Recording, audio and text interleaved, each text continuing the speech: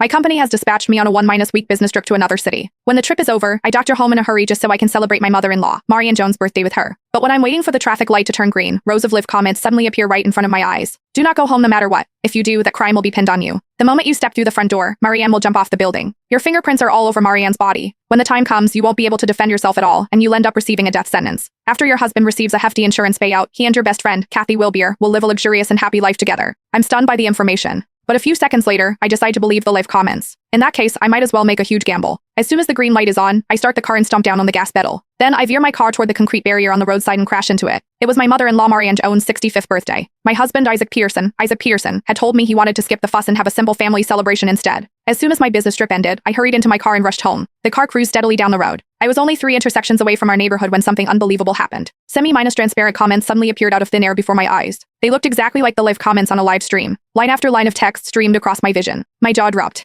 Thinking my eyes were deceiving me, I rubbed them hard several times. The comments stayed right where they were, stubbornly refusing to vanish. More warnings continued to flood in. It's over. Jess is almost home. She's walking straight into the trap. Jess, your husband is going to find an excuse to leave you alone with Marianne so he can frame you. Whatever you do, don't go inside. At exactly 7 Enna, and Marianne will fall to her death. They're setting you up to shoulder the blame for her murder. Don't trust your best friend, Kathy Wilbeer. She's been sleeping with your husband behind your back, and they're plotting to get rid of you. My mouth hung open in shock. I rubbed my eyes again, wondering if I was hallucinating. However, the live comment still hovered stubbornly before me. My heart pounded violently in my chest. How could Marianne suddenly fall from a building for no reason? And why would Isaac and Kathy try to frame me? Countless questions ran through my mind, leaving my thoughts in complete chaos. Just then, my phone on the center console chimed twice. A few messages from Isaac appeared on the screen. Darling, are you almost home? My boss just called. There's an emergency at the office, and I have to deal with it immediately. Go ahead and cut the cake with Mom without me. I'll be back as soon as I can. The moment I finished reading those 3 messages, I felt the blood drain from my face. Was this really just a coincidence? Of all times, he had to leave right when I was about to get home. If the comments were telling the truth, then the moment I walked through that door, only Marianne and I would be left inside. When Marianne fell to her death, every accusation would point directly at me. The fingerprints I'd left all over the scene would become irrefutable evidence that nailed me to the crime. By then, no matter how much I tried to defend myself, nobody would believe a word I said.